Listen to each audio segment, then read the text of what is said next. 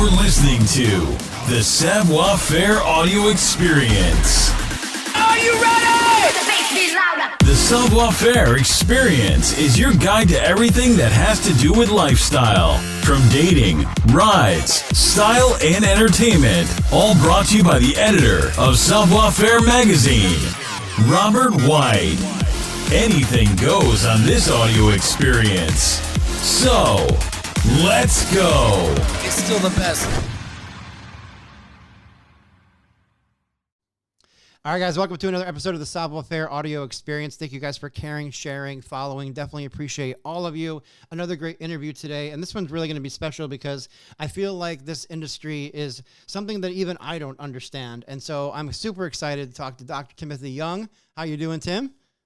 I'm doing great. I'm honored to be here. Thank you. Yeah, thank you, sir. So obviously, Timothy, you're one of the leading chiropractors, like literally in the country and dominating this industry. Your name is coming up in conversation all over the place when people talk about this. So I'm super excited to kind of chit chat with you and talk. And one of the big things that we will have to highlight today, we'll talk about a little later, is that you now have a book out. And I want to talk about that because everyone's always looking for opportunity to really kind of advance life, make money, those things. And the book really kind of sends some of that stuff home. So what I like to do, Tim, in the very beginning is just kind of build a story and understand where these successful people are coming from. So people that are listening in your industry or even just out of peer entertainment with me, kind of have an understanding of like how this all started. So can you dive me into when chiropractic kind of became a thing for you and even why you selected it as a degree in college or a profession?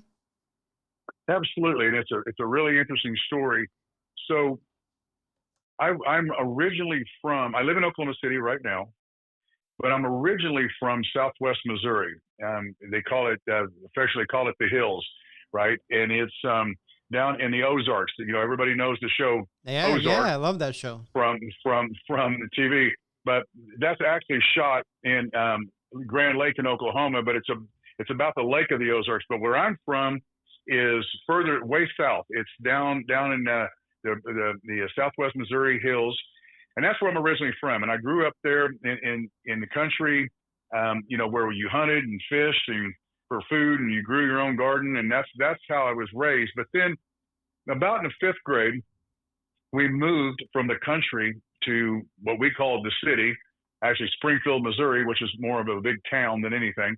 Mm-hmm. And when we moved there, my dad had got a job working for Hormel Meatpacking Company. And anyway, we moved there, and come to find out, I had an uncle that I had never met before. He was a chiropractor in Springfield, and that was my first introduction to chiropractic.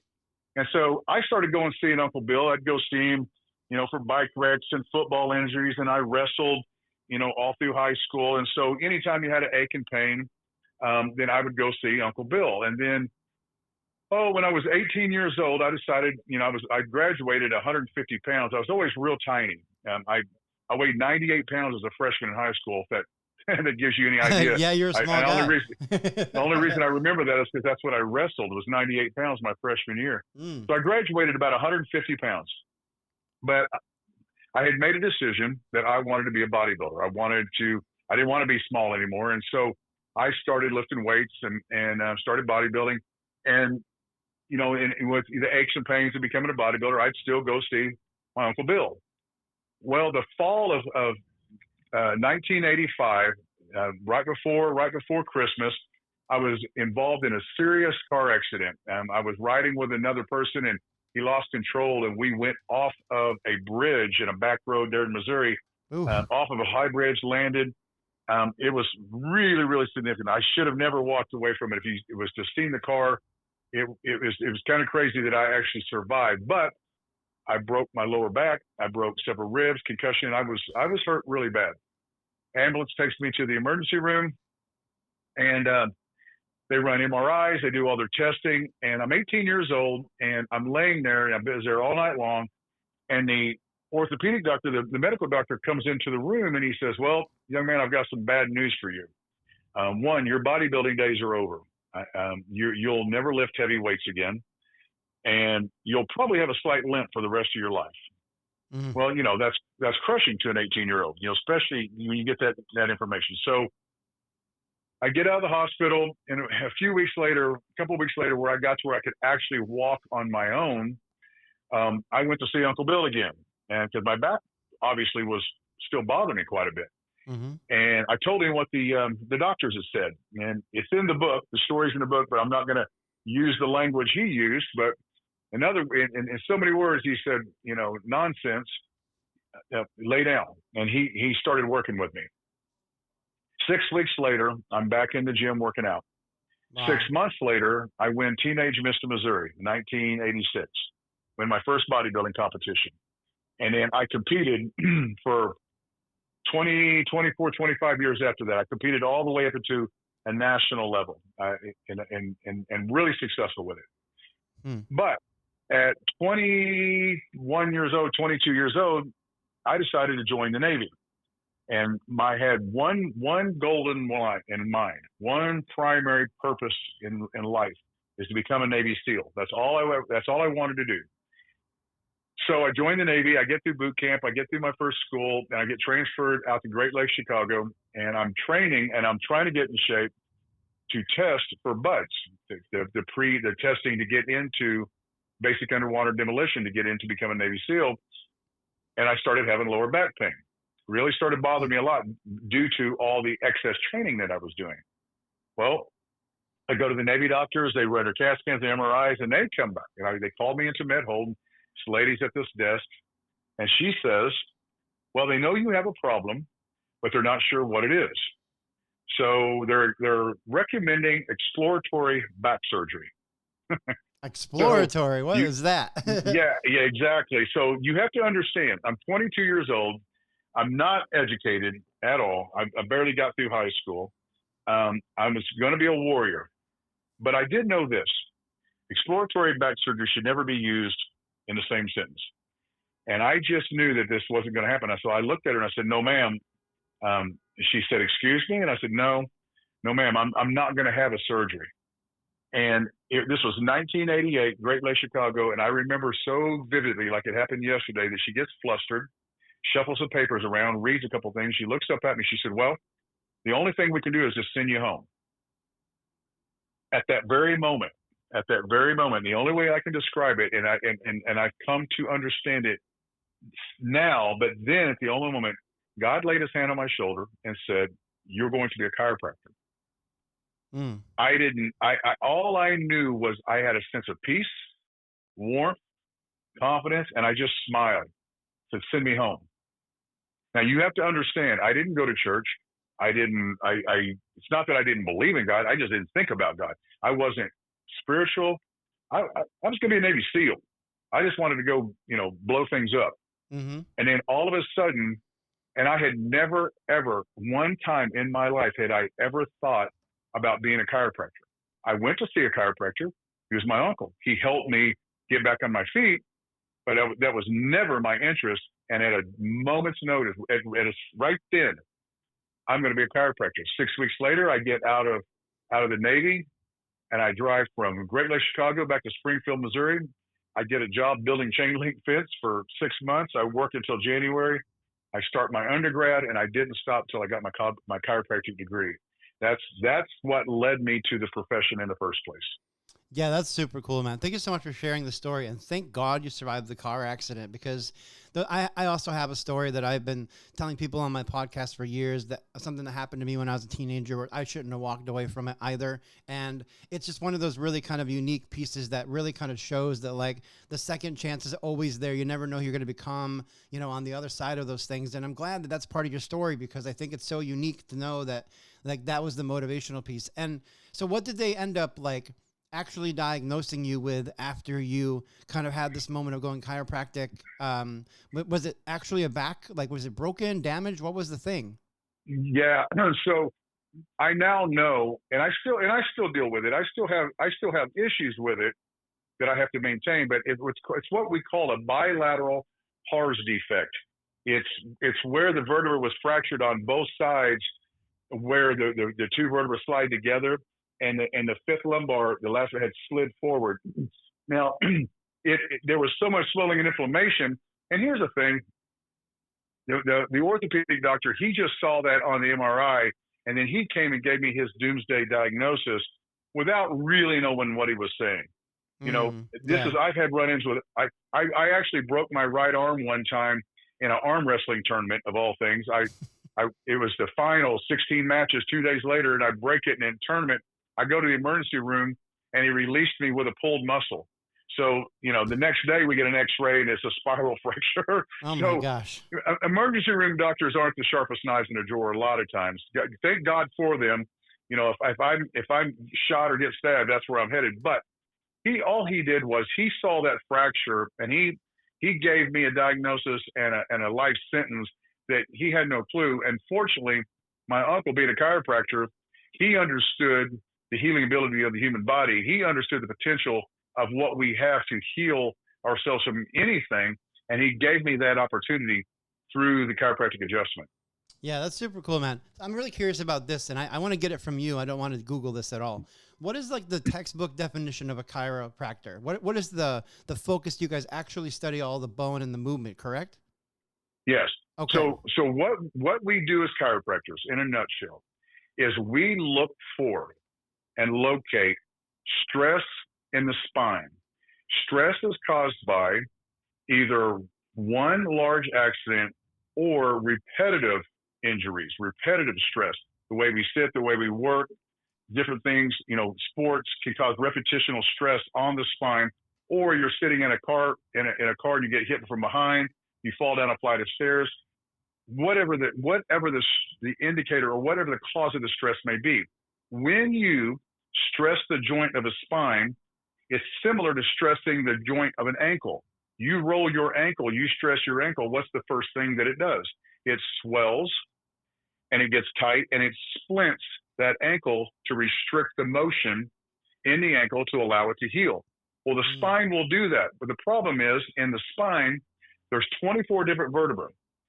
Each one of those vertebrae have different ranges of motion. So if you injure, let's say, the fifth bone in the neck, the cervical, the fifth cervical, that joint, let's say whiplash, that joint will lock in place. It'll guard itself. As a chiropractor, my job is to find it, because if that stays restricted, that lack of proper motion in the spine then causes an internal stress, which causes inflammation that can break down nerve tissue, break down muscle tissue, break down bone tissue. And that's what creates long-term problems like degenerative joint disease, degenerative disc disease, osteoarthritis. All those words and names are simply the body's reaction to stress. As a chiropractor, I locate that stress and I remove that stress by introducing motion back into the joint. Specifically, that's where the adjustment comes from. I put motion in the joint and then I maintain that motion long enough to allow that tissue then to heal itself. What that does, it removes the interference from the brain that communicates to the body that heals it. No different than if you, let's say you get a thorn in your foot, as long as that thorn is there, you'll get inflammation, you'll get pain, and eventually you're going to get some infection as long as you leave the thorn in it. But if you remove the thorn, then the body has the ability to heal where the thorn was. If we remove the interference from the spine by introducing motion into the joint and restoring that proper joint motion, then the body has now the potential and the ability to heal. As chiropractors, that's what we are concerned with, is proper motion of the spinal joints, removing stress from the nervous system and allowing the brain to communicate to the tissue cell and keep us healthy. That's what we do. That's so cool, man. Thank you for that definition. I really appreciate that. Obviously, Absolutely. we're talking about chiropractic as you know, kind of a medical treatment and fixing things and that stuff like that. But one of the really important pieces that I want to be able to talk to people about in your industry, and obviously you talk to a lot of people about this too, is making this a business, being able to have the degree, setting up shop, being able to take care of people, and really kind of diving into this. So I'm curious about the next phase of your life after getting your degree. When did you actually open up your own single practice? And talk to me about how that marketing goes when you're doing that financial growth as a business owner. Okay, so it's fascinating. So when I got out of chiropractic school, it's 1994. My uncle there in Springfield, Missouri, he was retiring. I got a job offer. I had a job offer in Oklahoma. So to work with a couple of doctors that I had graduated school with. So I moved to Oklahoma City from Springfield, and I went to work as an associate doctor. And there's a lot of bits and pieces to this story that we won't go into now for the sake of time. But with that being said, I worked for one place for 6 months, and I got another job offer. I went there for about a year, and then I went to another job for another year. So I worked for 3 different offices for the first 3 years as just an associate doctor.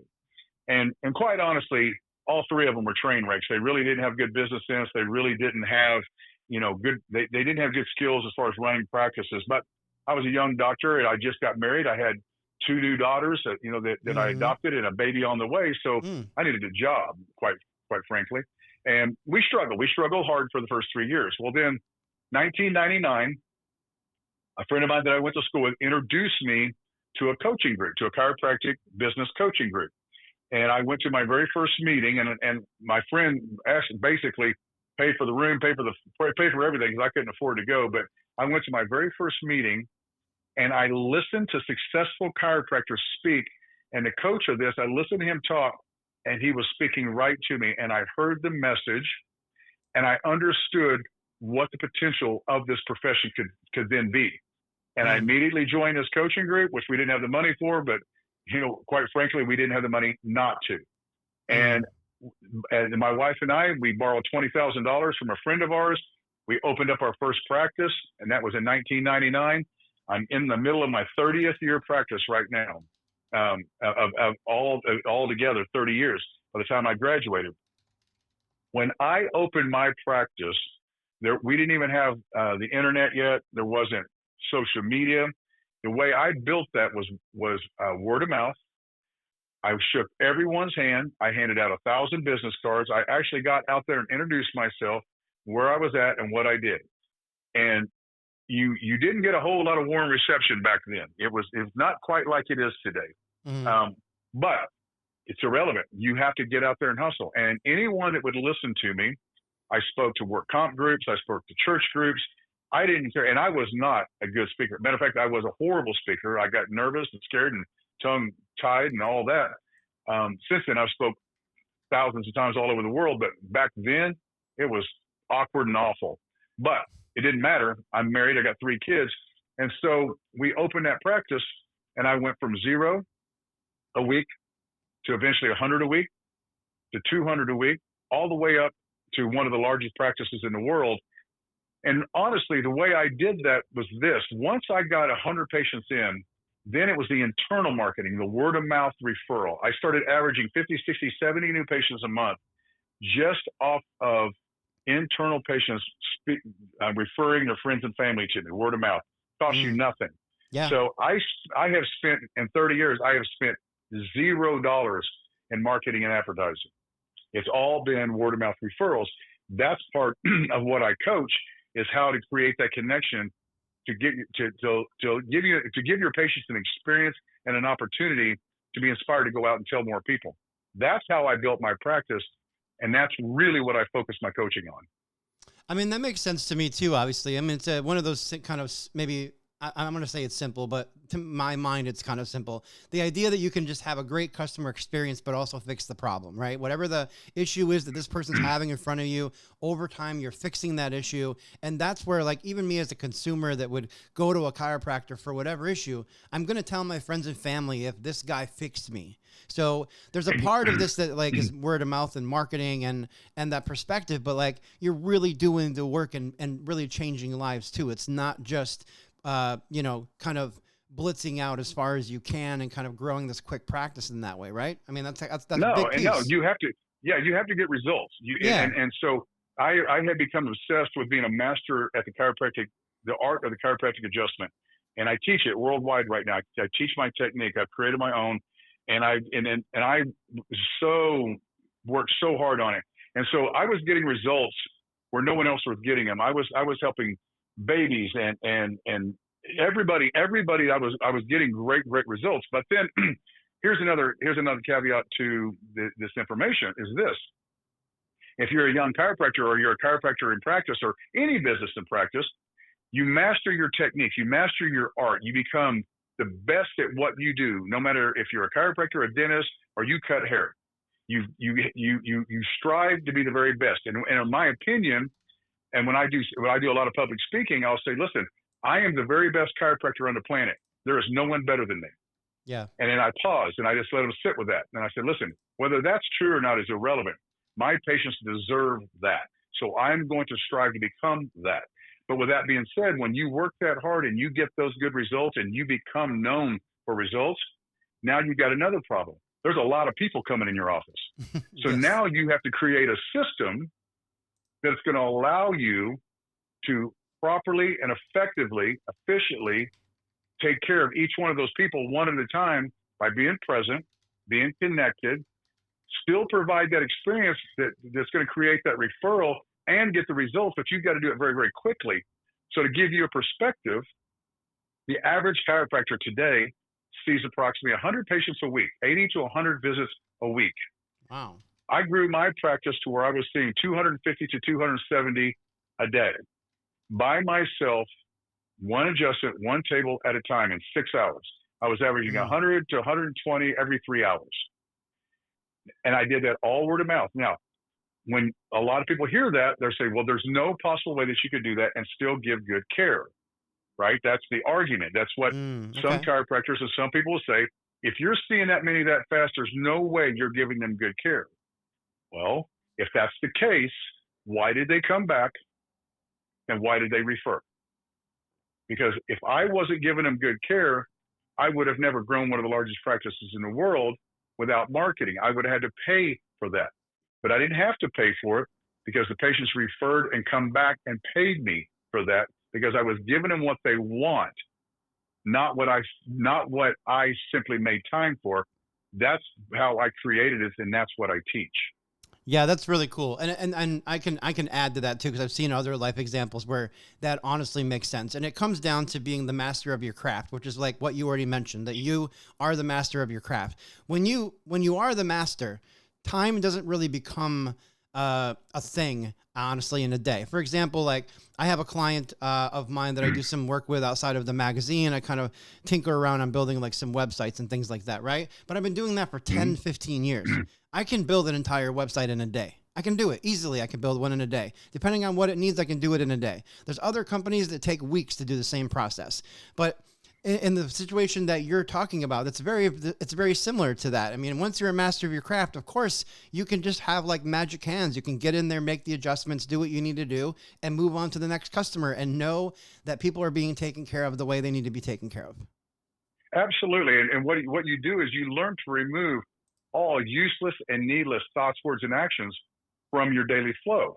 And that's what it becomes, is a flow. My practice is a flow. There is no stress in my practice at all. It's like pushing a button of your car and it runs because we've created that system.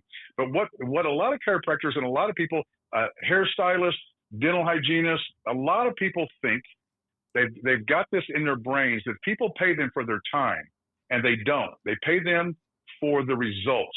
And I use the example, just kind of to your point, I use the example when I'm speaking a lot of times. I use the example of this. If your car needs repair and you call two shops, two mechanics, one shop, they can fix it, but it's going to take a week and it's going to cost $1,000. The other shop can get it done today. It's going to cost $1,500. Where do you take it? Mm-hmm. You take it to the one that can get it done. You'll pay $500 more to get it done today because your time is more valuable than your actual $500. In a chiropractic office, nobody has time to sit around and have useless conversations with their chiropractor. They come in for one reason only, to get an adjustment, to get back in their life, to excel with their health. They didn't come in to find out what you did over the weekend. They didn't come in to be educated about things you don't want to be educated with.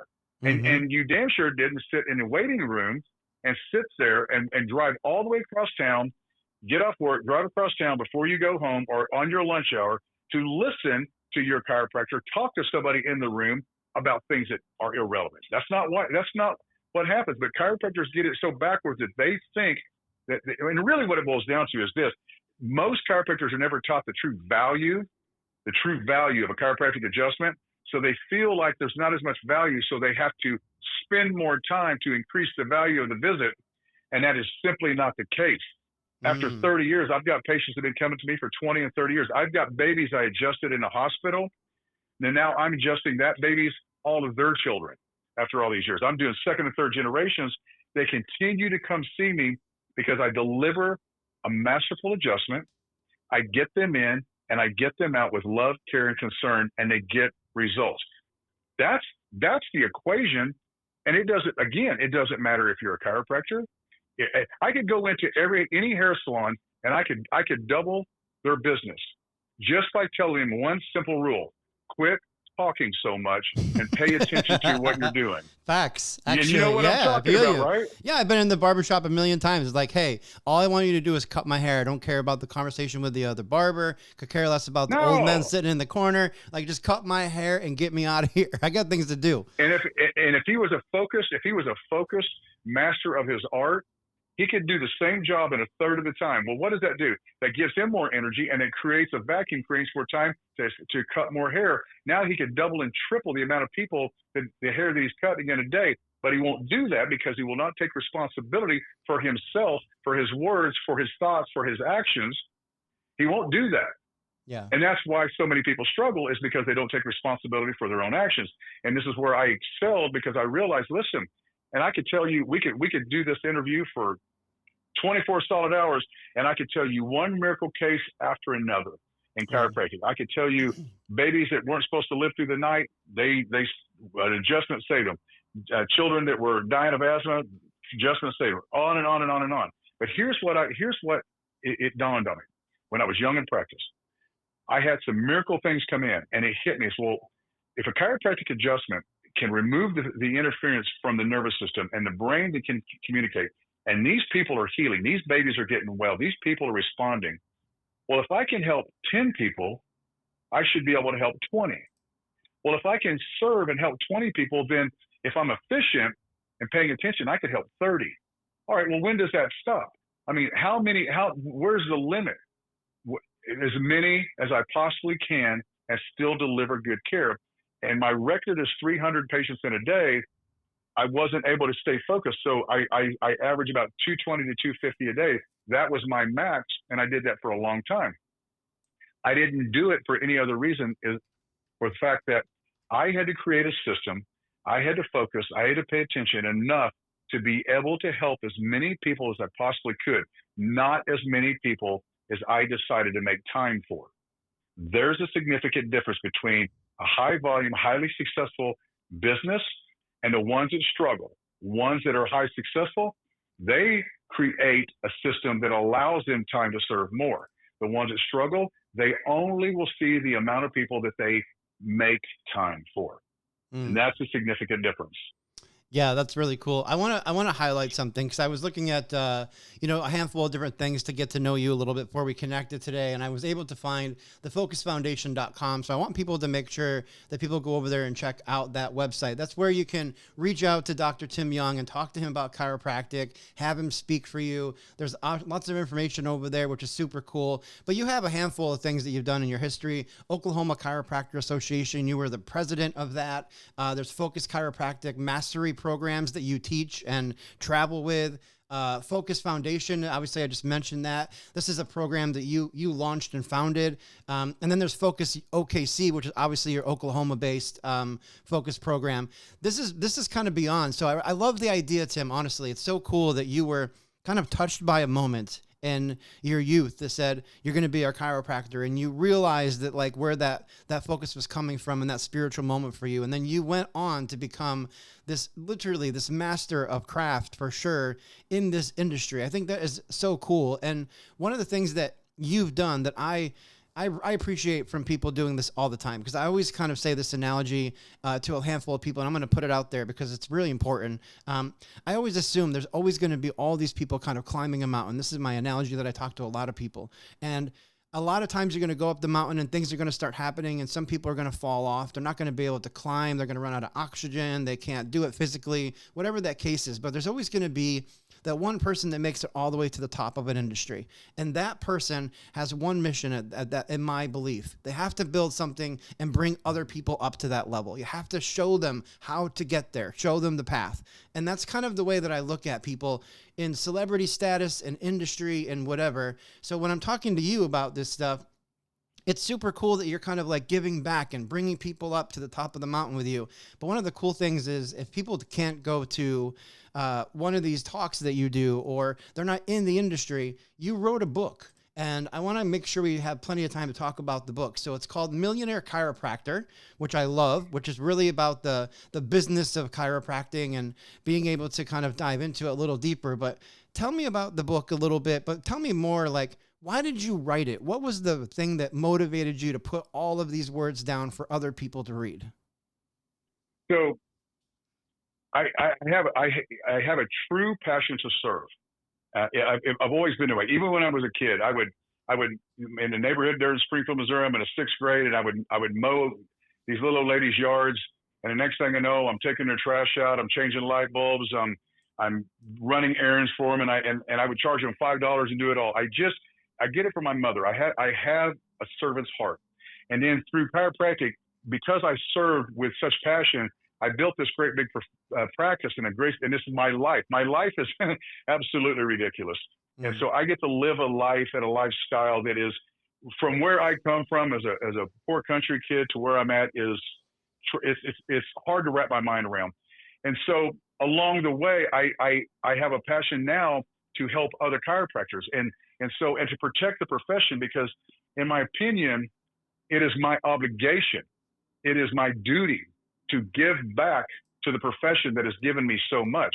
You know, God called me for this, and it would be dishonoring him and disrespecting my calling not to turn around and then, like you said, bring the profession up to my level.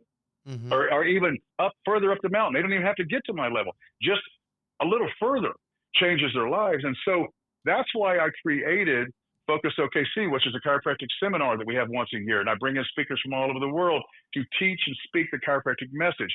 I created the the Oklahoma Chiropractors Association to protect the rights to practice appropriately in the state of Oklahoma.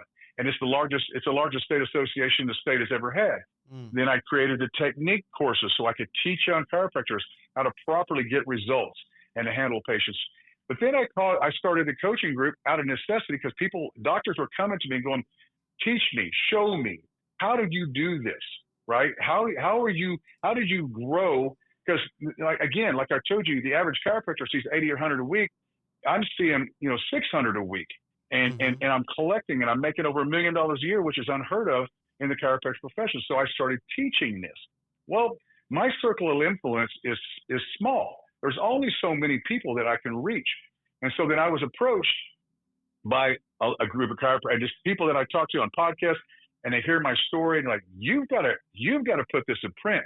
We've got to get this in the hands of people. And so that's what led me to reach out to Andrea Albright at Beverly Hills Publishing, and she's been an absolute blessing. She heard my story, she listened to what I had to offer, and she went down the rabbit hole with me, and we created this.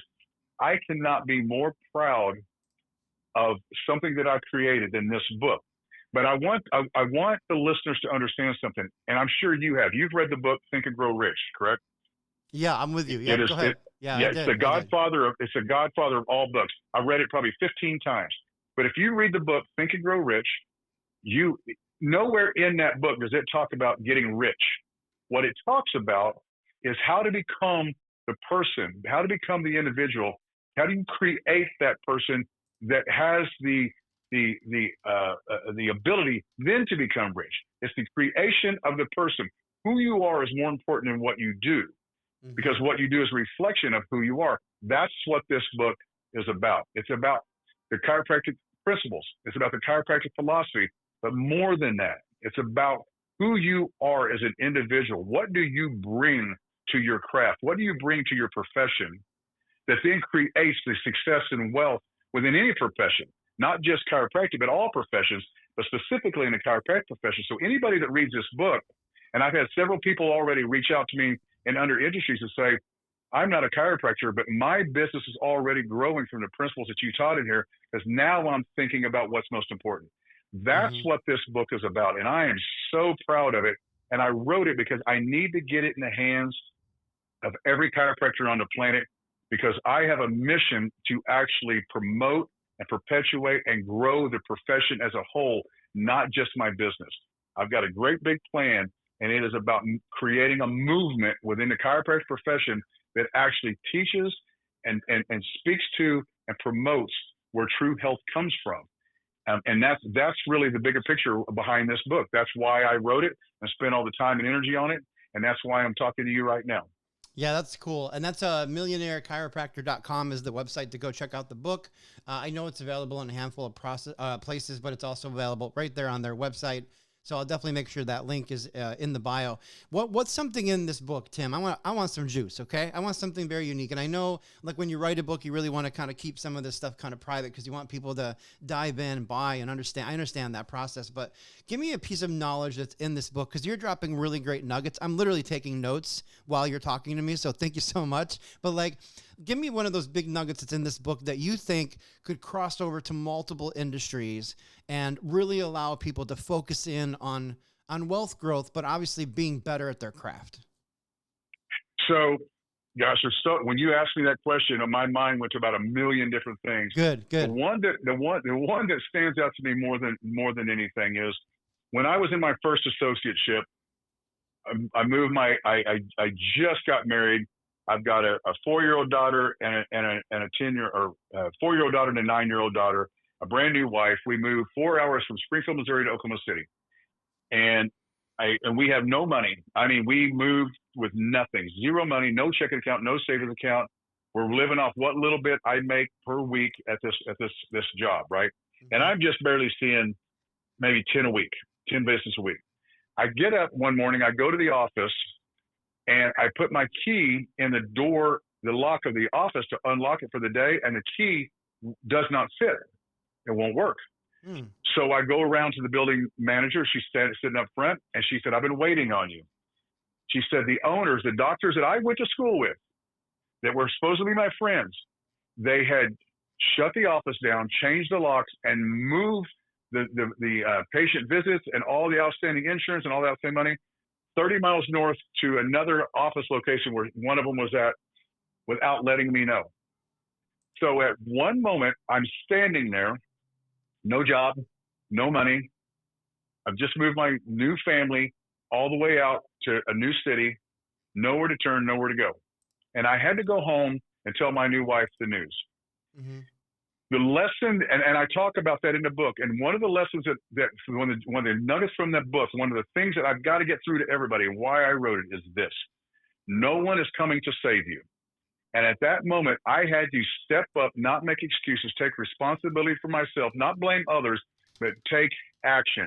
I had to dive into the chiropractic philosophy. I had to ask for guidance on my technique. I had to go out there and shake 1,000 hands. Look for another job. There comes a point in your life when you have to take responsibility, not for everything that happens in your life, but how you respond to it. And throughout the book, I give examples of the way you respond in any given situation will determine the outcome in the future. And that was probably one of the most powerful lessons that I learned in my life, is that these things are going to happen. And ultimately, you are responsible for your success. You are responsible for the success in your career. And so if you have anybody listening to this, they read the book, they're going to understand this is the way to success. Everything in this book will lead you. I've already got doctors reaching out to me, said their practice has grown by 20% and they're only halfway through it just by changing their mindset. But more than anything, Tiger Woods has a coach, the greatest golfer in the planet. Michael Jordan had a coach. Tony Robbins coaches multi-billionaires. He charges them $1 million an hour for coaching. They've got multiple billions of dollars. Why would they pay a coach? Because anyone that wants to be successful needs to reach out to someone that's been there, done that, and successful, and ask for help. That's the message. And I learned that when I'm standing there wondering, what am I going to do now? I had to go find the answer, and I found it from somebody who had already done it. that's probably the most important nugget that I can leave with everybody. Yeah, that's amazing. Tim, you're incredible, my friend. I am so excited that you and I got to able to connect, and you're extremely well spoken. You fit my brand to a T. If it wasn't me running the place, you should be. But I'm really glad. Yeah, I'm really glad we were able to connect and dive into this. Definitely, I want people to go check this out. It's millionairechiropractor.com for the book. And then go learn more about Tim at focusfoundation.com and dive into some stuff here. I'm assuming you have social too. I know that Focus Foundation has an Instagram account, but do you have a LinkedIn account? And can people reach to you directly if they have questions or want to talk to you? I hate to admit this, but I am so old school. I'll be 59 in January. I'm still on Facebook. Oh, there we go. Okay.